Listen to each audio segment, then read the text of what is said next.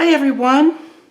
We are going to be painting this really fun welcome spring banner today. So grab your brushes and let's get started.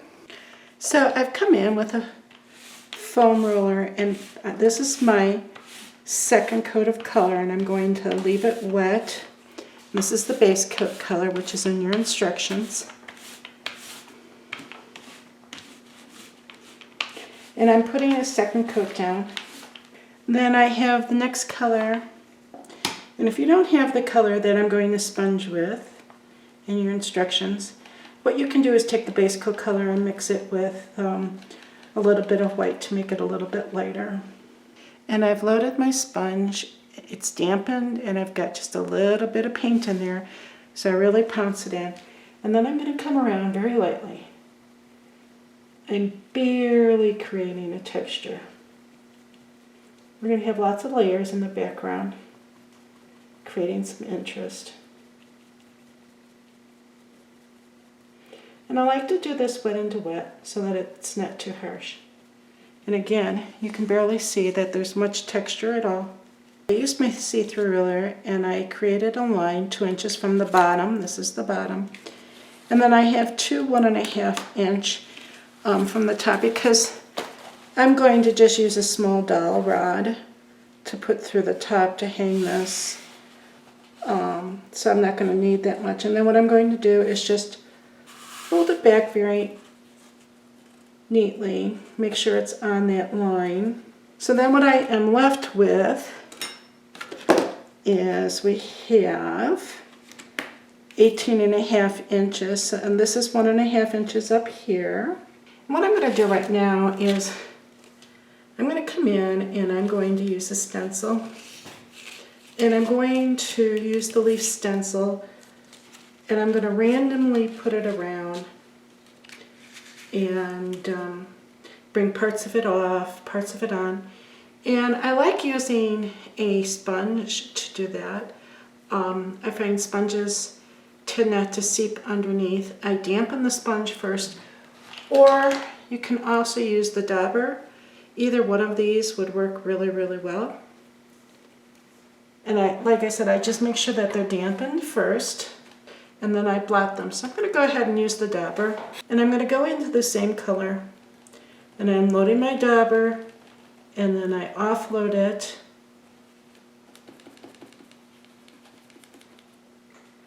So that there's just the amount of paint to make it look like it's a colorized dauber. And then I'm going to come in and notice I have not painted anything yet. And so what I want to do is I want to just randomly put these in here, and I'm coming in. Oops, I had some tape on mine.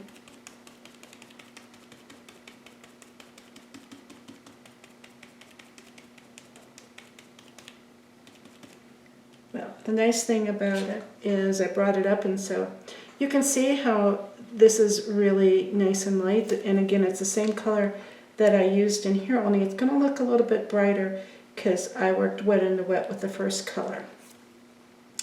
And again, I'm just going to try to randomly put these around. If I get them over the bunny, it's not going to be that big of a deal, but I am watching for where the bunny's ears are.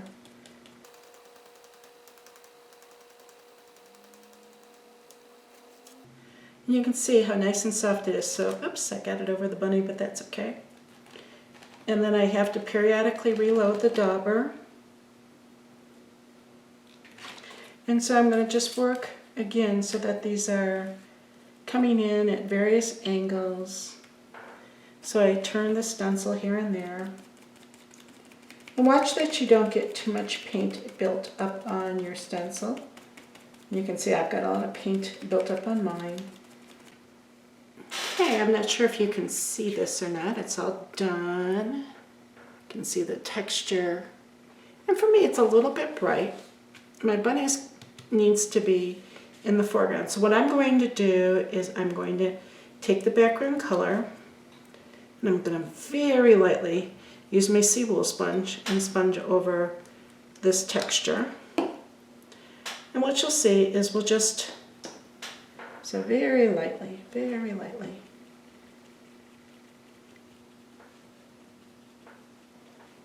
Of course, right now it's looking very light because acrylic paints dry darker. What I've done is I've taken some cardstock and I've sealed it, and then I've punched a flower into it. So this is a temporary stencil that I've created for myself, and I've loaded my large dauber with the same color I've been using, but because the background color I've sponged over, this is going to appear even brighter yet. So what I'm going to do is randomly come in, and because I've sealed the paper, it's not going to warp or anything, and you can see I've created a nice little flower there. I'm going to randomly put these around in the background.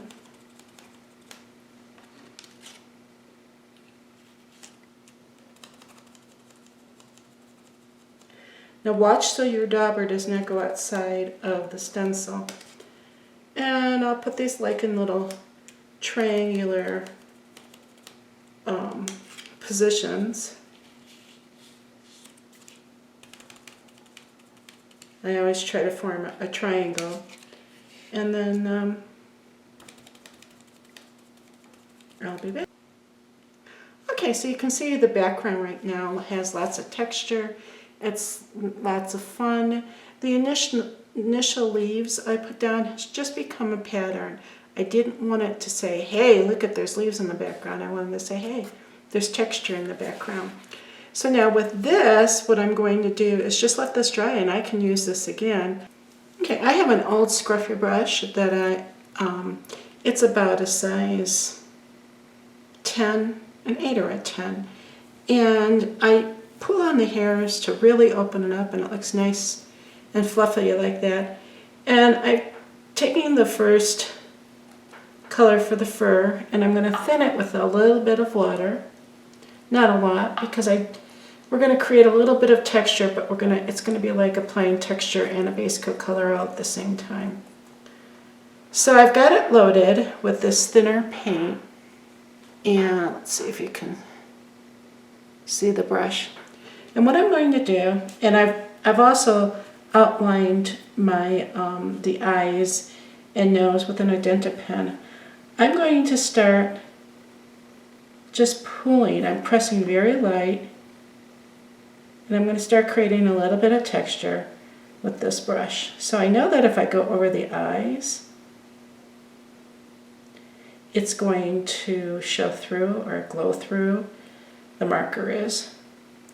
Now there will be times where I'll press down and it will be solid, and other times where it's going to be creating a little bit of fluffy fur. Let's see if I can zoom even closer.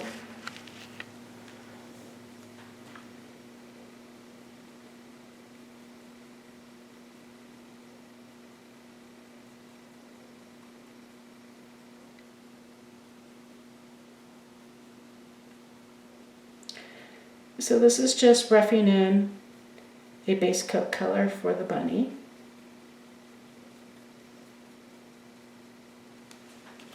I will turn him periodically. He's pretty much going to look like he's got a disease, and his fur is looking really rough. But I'm not going to make him as realistic as some other furry creatures, but because it's a whimsical design. But I do want to create some texture. And this is really easy, but again, a nice light touch is very, very important.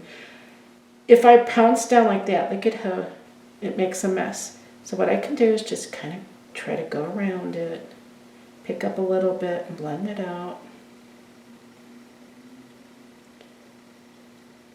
That's why I don't have any of my the bow based in yet or anything else, because we are trying to create a little texture as we're doing this. I do think about what direction I'm pulling the fur.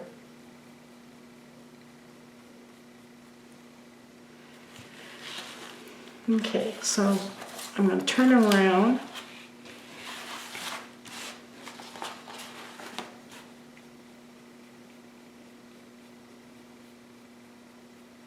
That one area where I just touched on, I'm just trying to soften that a little bit. That's going to be a lot more solid than the rest of him. So I wanted to show you though that I'm using ever so light of touch.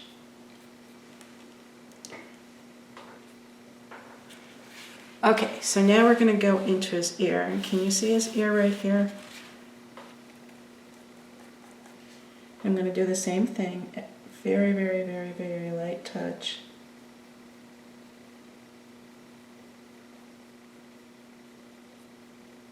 And I'm going to pull that way on that ear. Both of his ears are folded over. So we're going to just do this on.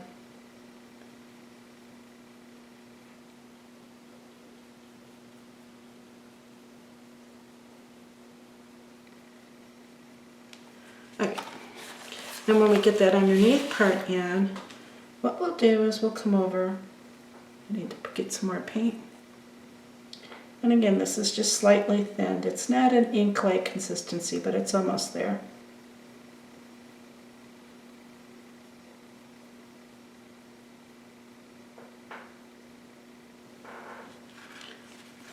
And I'm going to do the same thing with this ear over here.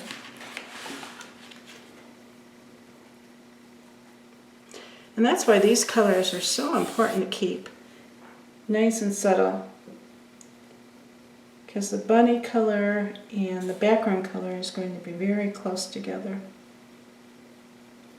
in hues and in value.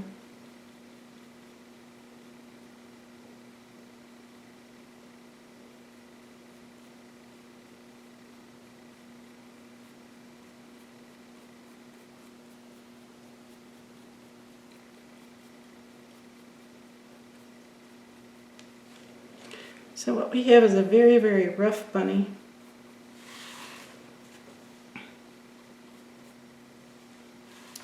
And then we'll go ahead and we'll put in the arms in this area here the same way, and I'll be back. So what I've done is I've got the line in pencil here that's underneath the bunny, and I've come in with some Scotch Magic tape. And now I'm going to use my large mushroom sponge, and I'm going to fill it with light buttermilk. So I've got a lot on here, and I'm going to just very quickly be able to base coat using this sponge. Now it's very important that you start and you pull away from the tape. And this might need 2 applications, but this goes down very fast, very quick. And we'll do the upper portion in the same way, and I'll be back. What I've done is I've come in and I've filled in the eyes with lamp black, and the nose and the vest are the pink mixture, and then the bow tie is also the yellow mixture. And I've now created the green mixture, and this is all in your instructions. And what I'm going to do is I'm going to take the green mixture and light buttermilk, and I'm going to double load my sponge. So let me bring that over and show you what I'm going to do then. And I have a messy palette.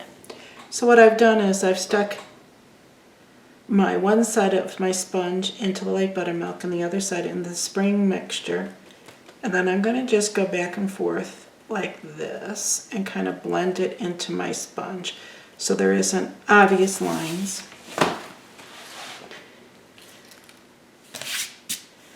And then I have tape down, so I'm not going to mess up my pink vest that I just base coated. And then what I'm going to do is very lightly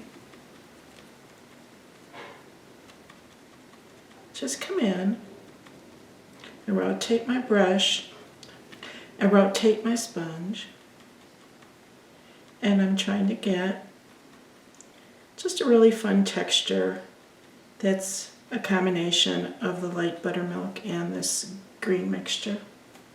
I want to create a texture, but I don't want it too heavy. This needs to be really soft because the overall design has to be soft. I know a lot of you will take my designs and change the colors, but look at the overall, if you're going to do that, look at the overall effect that I've achieved. And if you're going to change the colors, you need to think about the overall effect that you want to achieve.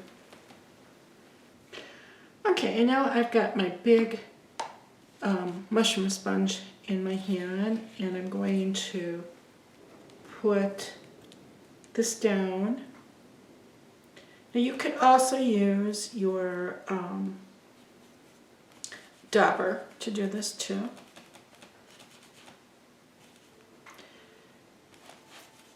Either one would work. And I'm going to come in, and I'm just holding this down, and I'm going to pounce it in. Now that might be a little bit wet.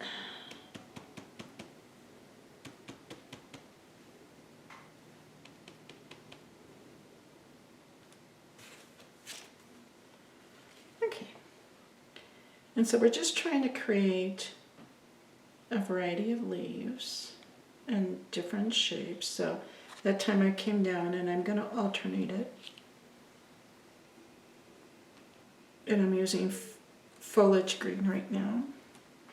Now what's important is as you load your stamp, your sponge is a little bit damp. It's not wet at all. It's not going to drip out. It's just moist.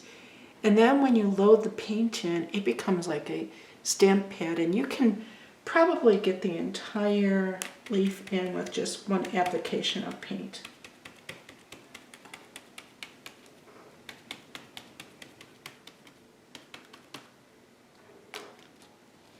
And I think I have enough paint in here to go ahead and do the bottom part too. So the key is to load your sponge with the right amount of paint so it's not clapped in there, and to really get it in there. And these will last forever, but you do need to clean them. I've seen some people say that you should cut them if paint dries in them. But what I would do is I would just use some rubbing alcohol or even hand sanitizer if it's not working the way that you like.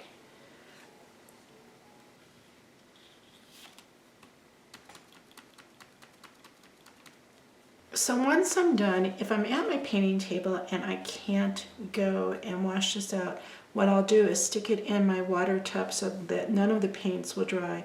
Like I said, these will last forever if you take good care of them.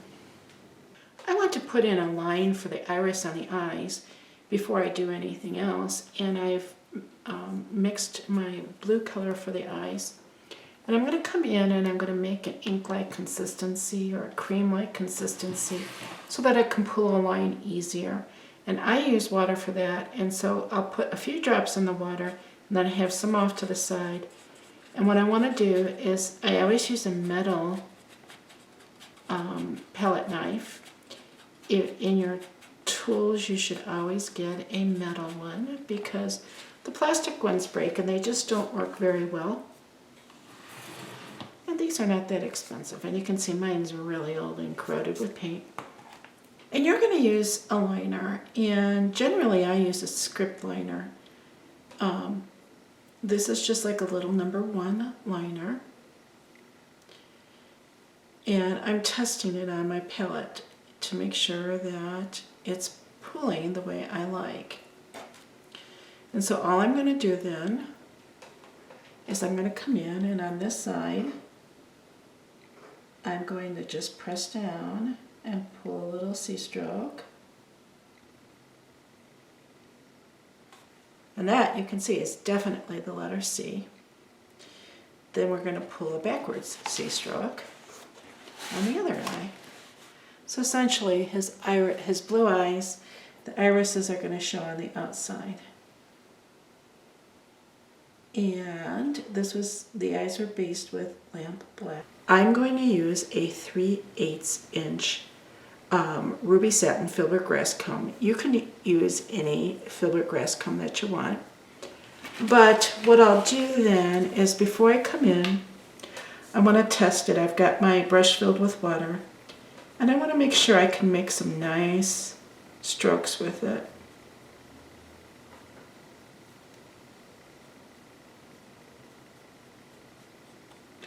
So you want to make sure this pulls on your brush in the same way as a liner brush would.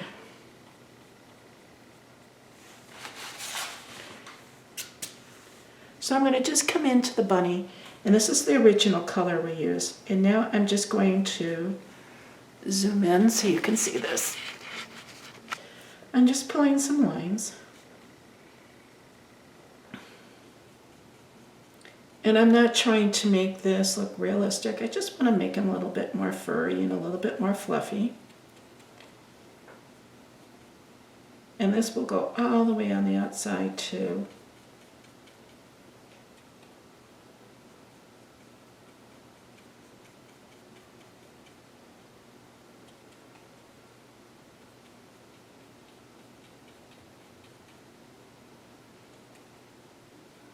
And I hope that this is showing up. Not doing a lot of work. I'm using ever so light of a touch. So when I'm down here by the bow, I go on the side of my brush and I'm chisel pulling it. And then wherever there's not fur, that's just going to act as a natural shade with the background showing through just a little bit.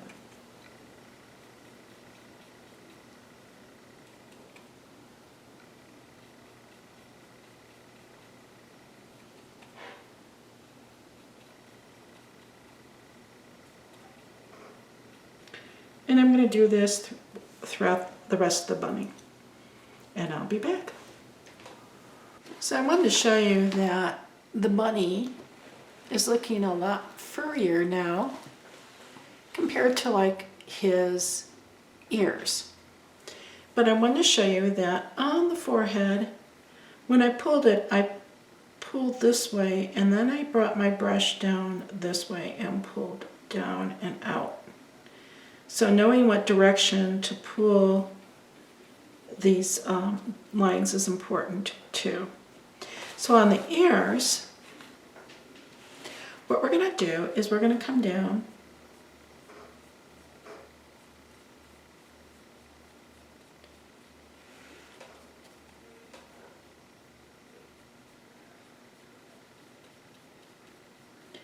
I'm going to pull the fur coming down. We're in the areas where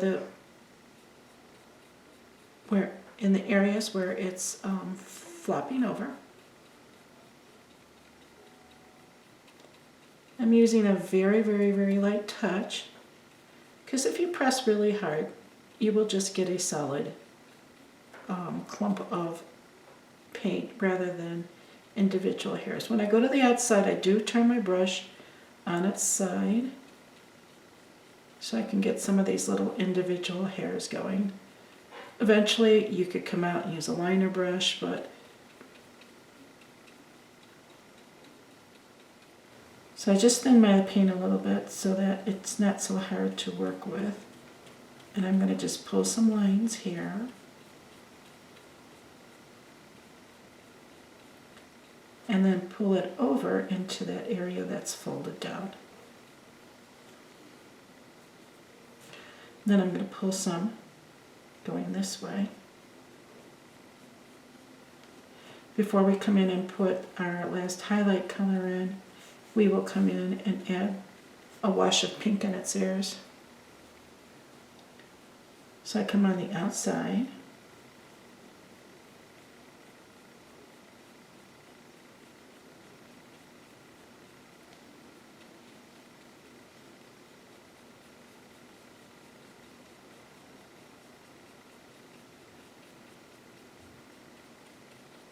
I think some of these I pulled a little bit too long, but that's okay, I can go over it.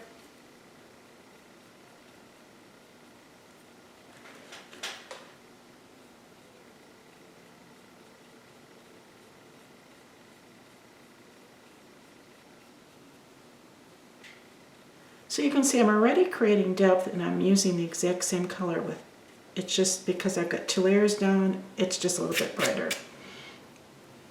The easiest area to do will be the arms.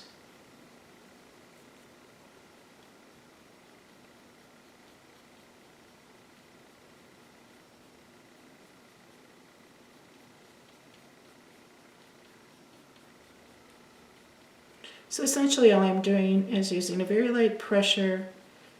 The strokes are about a 1/2 inch to 3/4 inch long, so they're fairly long. He's a pretty shaggy bunny.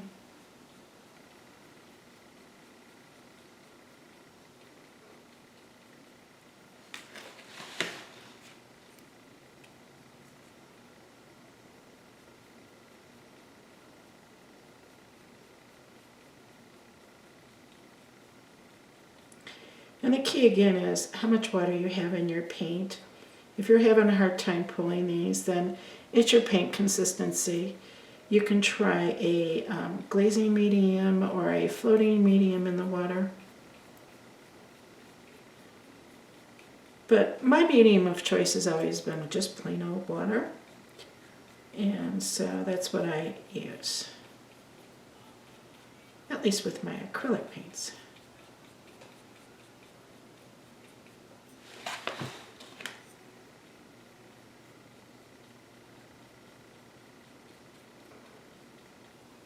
What I'm going to do right now is come in and put in a little star with my liner brush.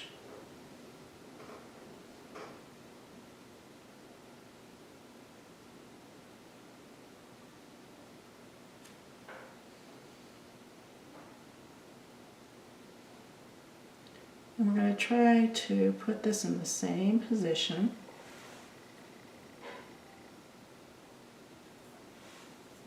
And then I'm going to come in and just blot them. And then we're going to take some of the white and just put a dot of white right in the center, and that's how I form his glint. Then I'm going to come in with the same color that I made the star with. And I'm using an angle brush and I'm going to just float right over that C-shape iris to give him a secondary glint. I'm going to put out some carousel pink and create a wash of color, and we're going to wash in the ears. So I add water to the carousel pink. So I have some water right here. And I'm just making a tint in the water. That's a wash of color. I blot my brush, and then I'm going to fill in the pink of the ear.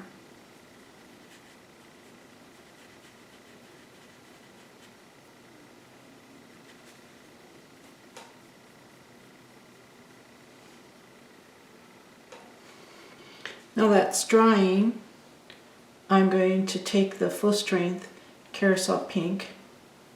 I'm going to shade around the nose.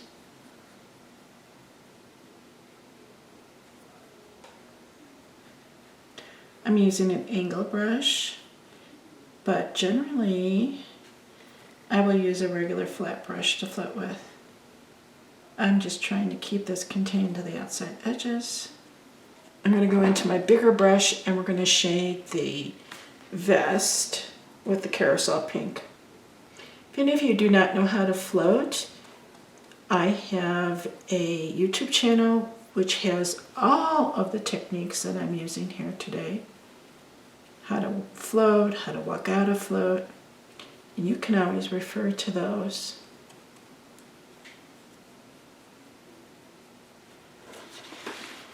I like to float in little pitty pat pools. I don't find it necessary, to pull in one line. I know a lot of people have been taught to just pull one smooth float like that, but I find it's much easier to control when I have little pitty pat pulls, because then I can walk it out, fill it in, angle my brush. So even when I'm painting whimsically, I make sure that I create form properly. I don't just follow the edge. See a lot of people doing that, and well, that's easy to do. It's not as pleasing to the eye. So I'm filling in another triangle area here. And the brush that I'm using is my Golden Natural brush. And because I pull little pitty pat pulls, a lot of times I have to go in and reinforce things a second time to make sure they're nice and smooth and even. And I use the exact same color when I do that.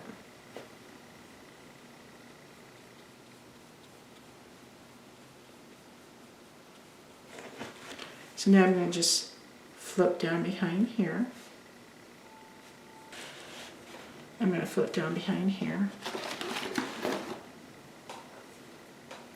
Sorry, this is a big surface. I went off screen.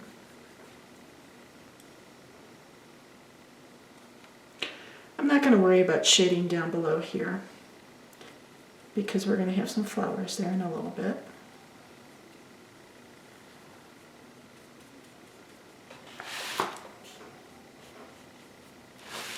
Okay, so my ears have dried, and I'm going to go in and float in there. This is Caramel's pink again.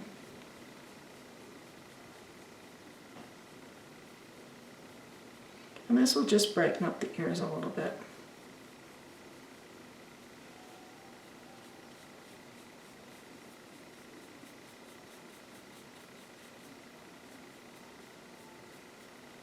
So the first time I came in with a wash, and now I just came in with full strength float. Okay, I'm going to come in with my gray mixture, and I've added a little bit of blue into the slate gray. And I'm really going to work this into my brush until it's fairly transparent so that I'm creating a glaze. So now when I come in and I just add a little bit of shading to it, it's going to look a lot warmer than the background. But I added a little bit of blue to it so that it would look, so that it would lay down just a little bit better than slate gray by itself.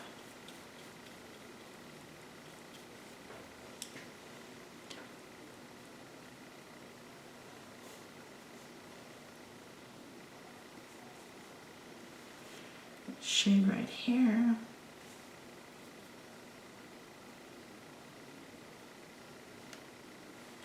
A little shade behind the head.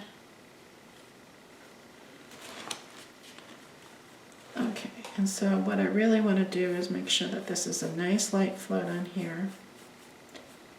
Bring a little bit in here, a little bit. Then come down over here. I'm going under his mouth.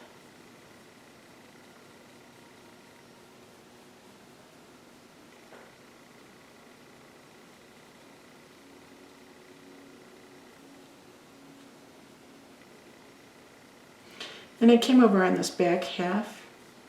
I think I was off screen when I did that.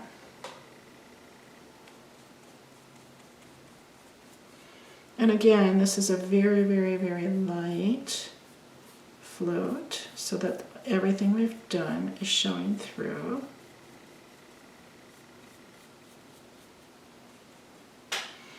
I'm going to come in and shade underneath the bow.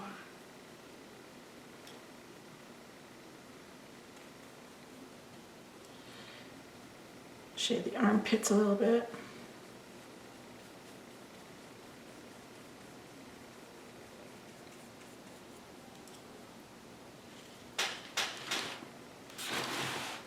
And I brought that all the way down. And we'll do this one the exact same way.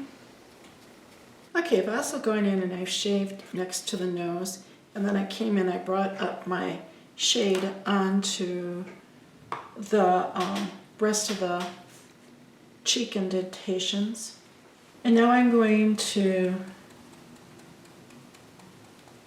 just float on the outside edge of the eyes, setting them down just a little bit.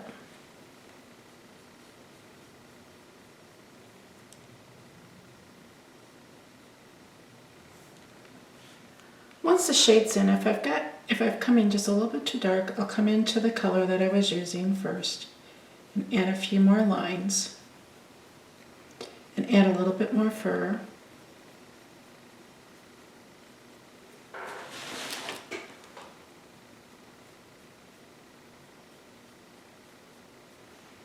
I'm going to pull some going up this way too.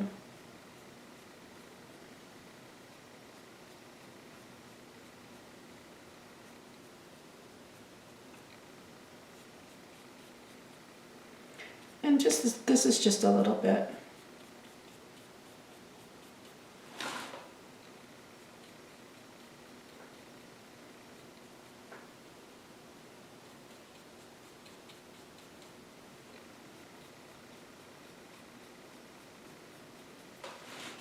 And then I'm going to go into the light color, which is going to need some more water in it. And this is basically our Snow White, which barely has a tint of the original color in it.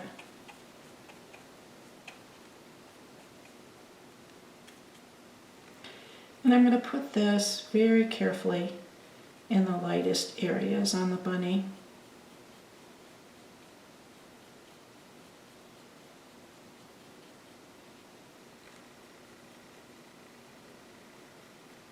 Very important that you keep a nice light touch with this, because this is really going to make him look very, very soft.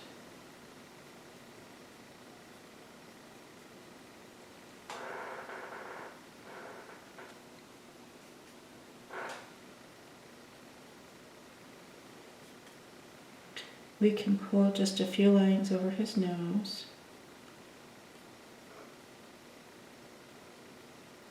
And if you can't control this, you can use a liner brush at this point.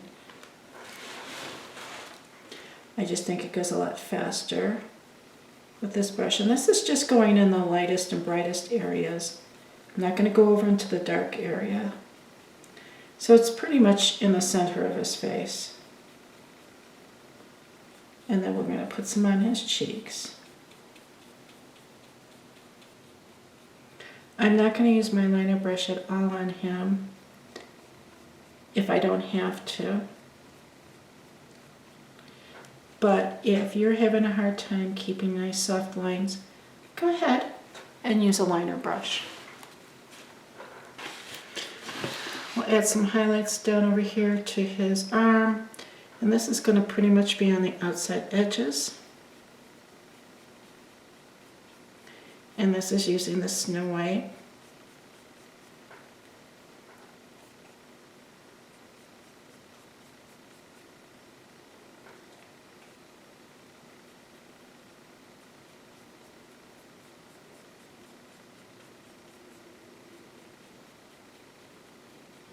If I wanted to, I could bring in some of the original color, which is the, the tinted blue color.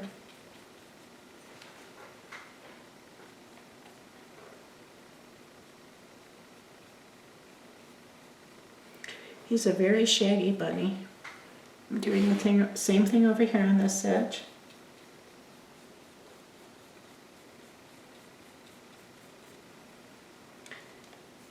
Your paint consistency and your amount of pressure is what you need for this.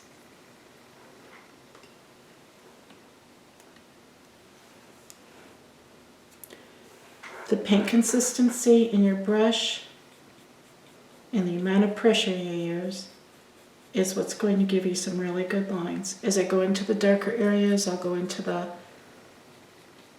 original color and just pull a few wispy lines. He needs just a little bit down here, and this is the darker of the two colors. And I'll blend that into where I just put the Snow White. And one thing you can really tell too is if you've got your brush loaded right, you can just keep painting and painting and painting, because this is the same load that I had in on the arms, and look at how much I'm able to do. And it's all about your paint consistency at this point. And I have the darker of the two fur colors. Go in and add some light onto the ears.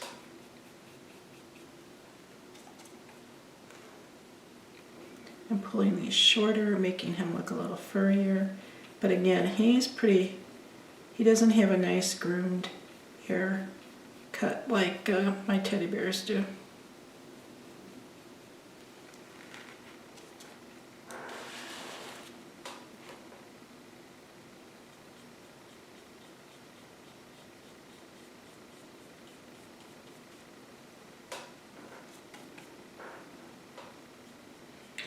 If I was painting this and it was going to be indoors, I would probably make it a little bit more refined.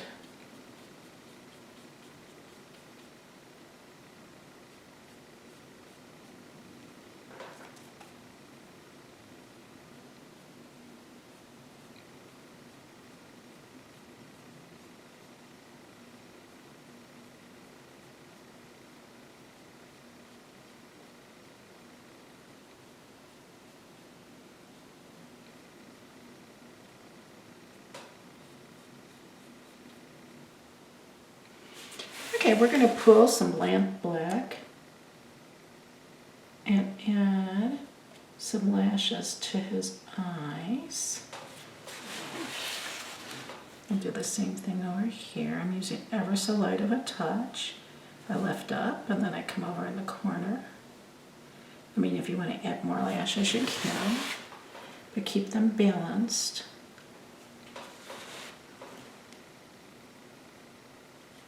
And then if you need to clean up your little glint, you can. Mine got a little mushy.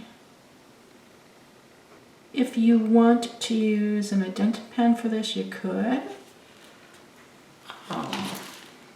Because his eyes are a little bit bigger, they're fairly easy to do.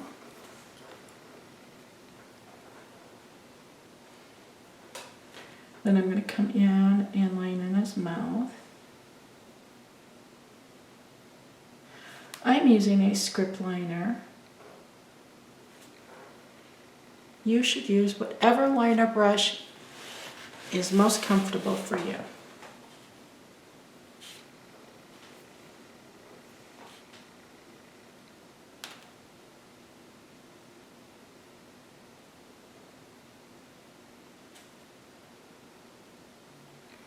Now I'm going to come back in on top of where we floated. I'm going to just add just a few more little glints. Just a little dot, dot, dot, right like that. And that is done with our first fur color. Same color that we floated. I'm going to come in with some baby pink. And I'm wearing the dry brush. And remember, when you're dry brushing, your brush must be very completely dry.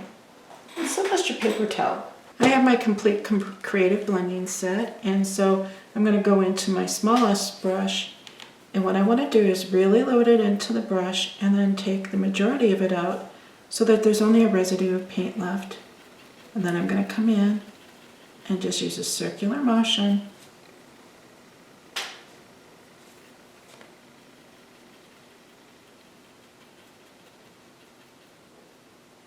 We're going to put some highlights in there. I'll go into a slightly bigger brush .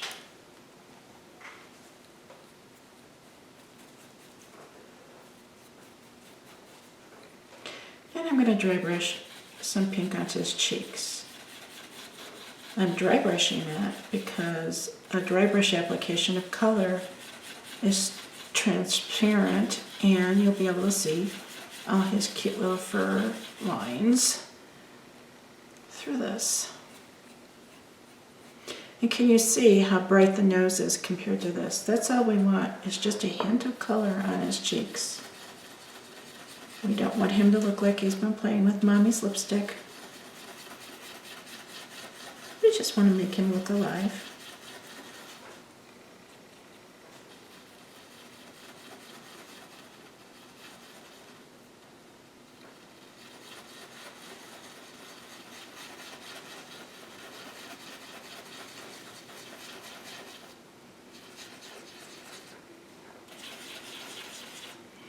Really brought him alive, didn't it?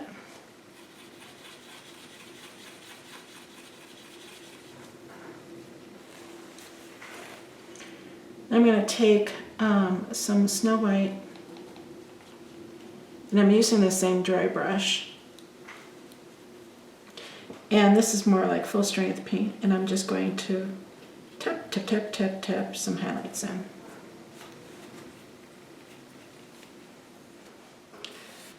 We'll float in the same color, the baby pink.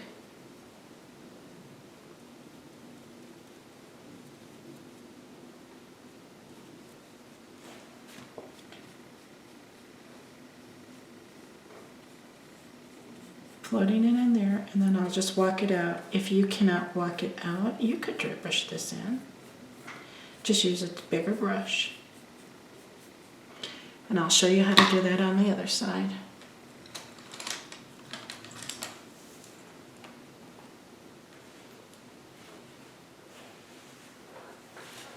I'm just going to come in and use a circular motion and put a little bit of highlighting in here.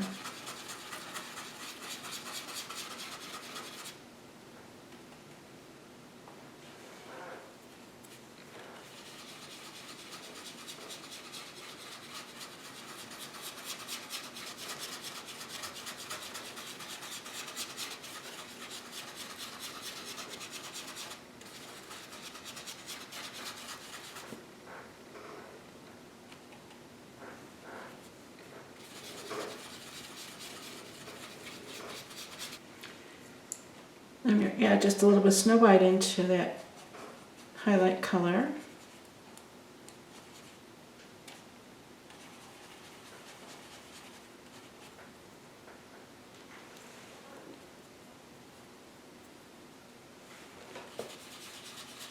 And I'll reinforce this highlight.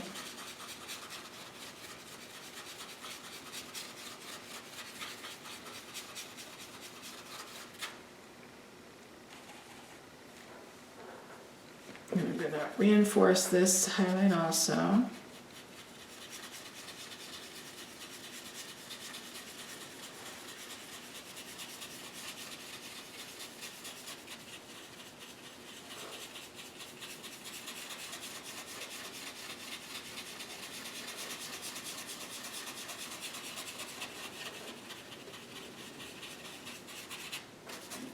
Original shade needs to be reinforced. If you put it in with a pity pat pull like I did, you can see that there's a little bit of just irregularity to because as you pity pat pull it, it creates some texture. So I'm going to just go in a second time with our first shade color and reinforce it. And this is what I mean when you need to apply it until the shade or highlight is smooth and even.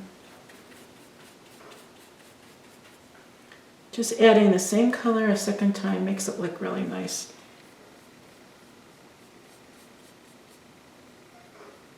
And it doesn't bother me that I have to go in with the same color multiple times, as long as that my end result is very pleasing to me.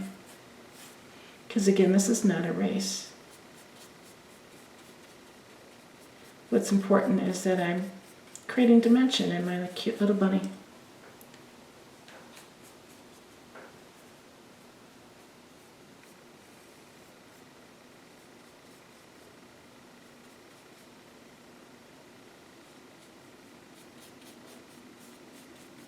Now that I put that line in, I'm going to come in and soften it a little bit, and so I'm going to come in and float with that gray mixture that I created and just come in and deepen it underneath.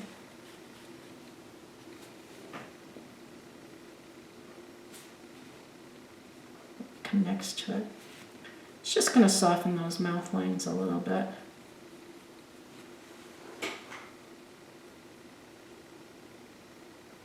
I'm going to come in with a very light glaze or very light float just behind the fur, and I'm zigzagging it, and I've already done it on the other side. Make sure you keep this nice and light, and you can zigzag it into the fur. And this is just going to make his fur pop a little bit more, because the white next to the blue color really doesn't show off his fur quite as much as I'd like, and I really don't want to outline him with black. Oops, that's just a little bit too heavy. And I'm using the bright blue color.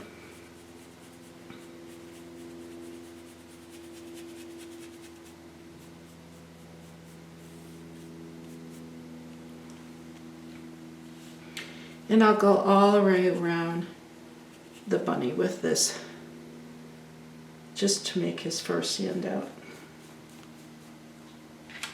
And I turn my piece as I go. And if, oops.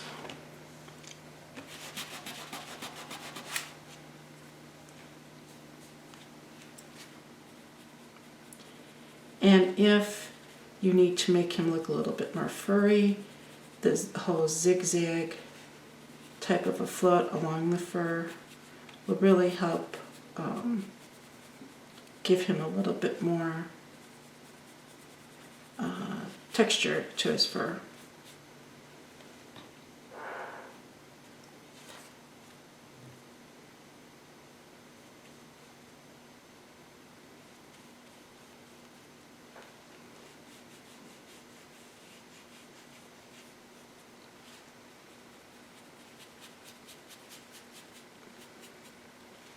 So I'm going to put some lamp black out, and then I'm going to thin my paint with water to make an ink-like consistency. And I'm going to just simply use my liner brush and pull a nice little stroke.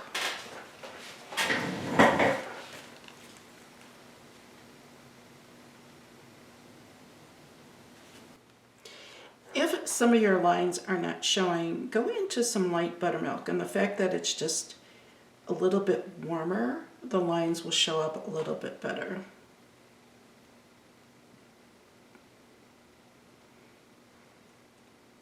And I'm just putting that in some of the highlight areas that my lines weren't showing that much. Just wanted to make them look a little bit furrier, brighten them up a little bit. I'm also going to take the light buttermilk. I'm going to put just a few taps on his nose to brighten his nose. And then I'll go ahead and put a comma stroke over here.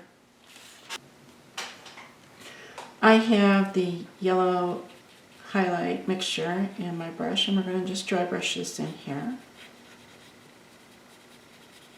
I go back and forth on the line, and then we'll bring it down and blend it out.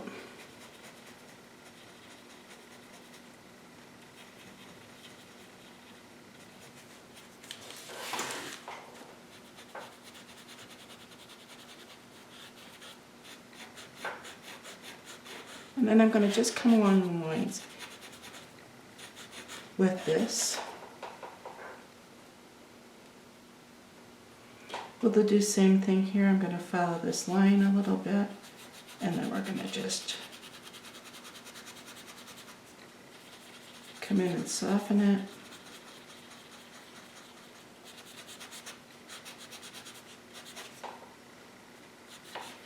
Yellow and reds are really hard to add highlights, so you have to build them up slowly, because they're either going to scream at you or they're not going to show up at all. And so now I'm going to come into my next color, which is light buttermilk, and we're going to reinforce it. And I am trying to cover just a smaller area than the first. I don't want this to grow.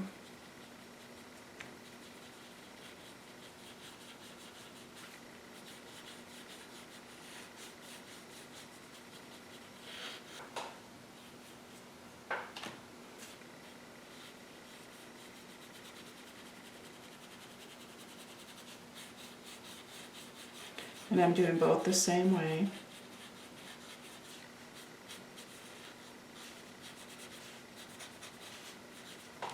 See, I didn't put the highlight over here. I put it right in the fattest area where it's folding over. And then we're going to float with the first yellow shade color.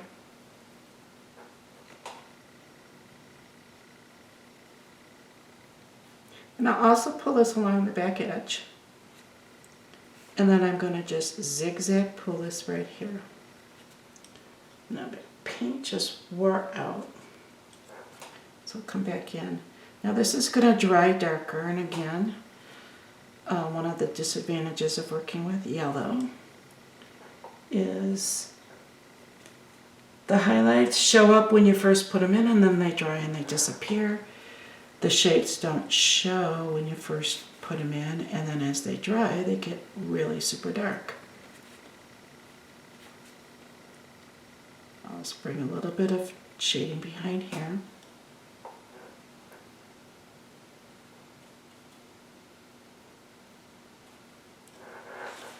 And then I'm going to come right behind here, and I'll just pull out a little bit.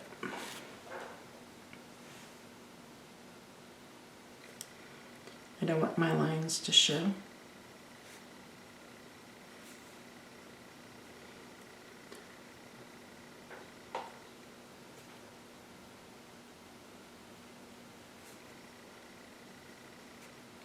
I'm going to come in and I'm going to just add some stitch lines as a pattern all throughout. I want him to look like has fabric, and I want a pattern, so we're going to add some stitch lines.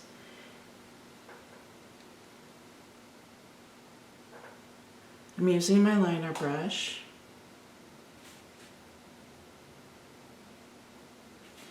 And I'm going to do this before I put my final shade in. And I'm kind of following the I'm following the flow of the vest itself.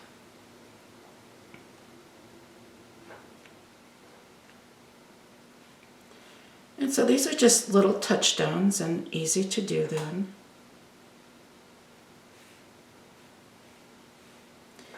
And this will bring the color of yellow into the vest.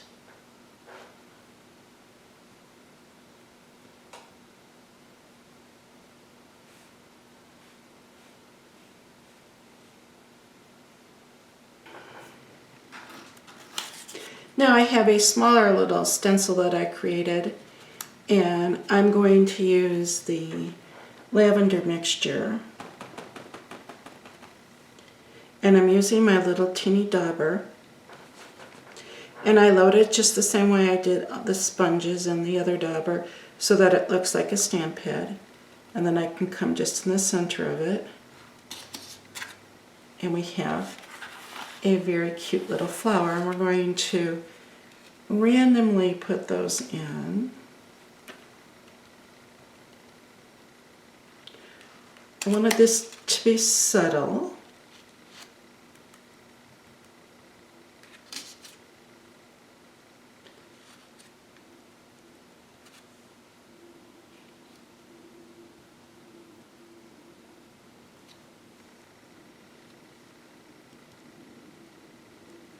And I'm just randomly putting them in.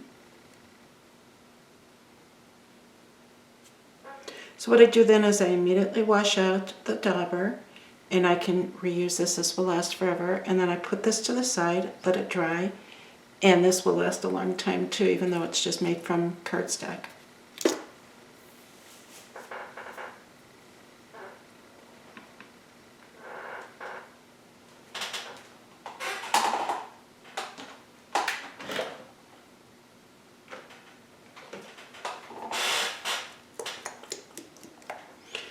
I'm going to use some dioxazine purple, and you're going to have to keep this ever so transparent, and I'm going to do a glaze with it. So with the dioxazine purple, I'm going to quarter load my big brush, and I work it in.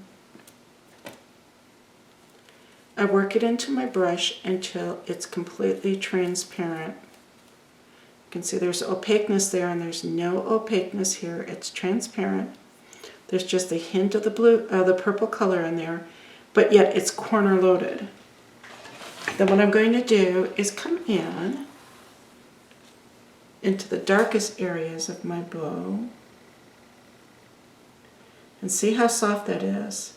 For dioxazine purple, that would normally just scream at you if you were to do a floated color, but by coming in with this transparent color, the fact that it's a complement keeps it nice and alive.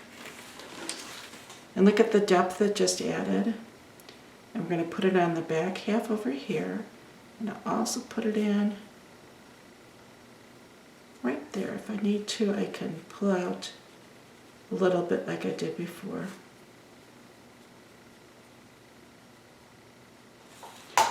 And this is going to be a little bit more pleasing to the eye than if you were to use any form of a brown, because brown would make it look kind of dead. And I like using glazes of purple. We're also going to use this glaze of dioxazine purple on the vest. So we'll just roll back these shoulders and come behind. And I put this in the darkest areas. This I don't have to worry as much about if it's completely transparent.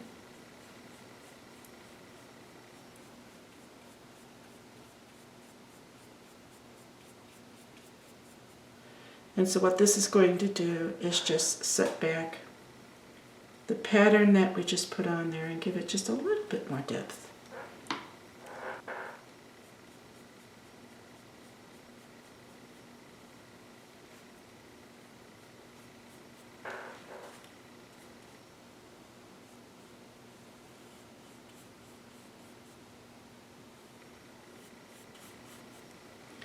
And then I'm also going to come right behind where the vest fold is.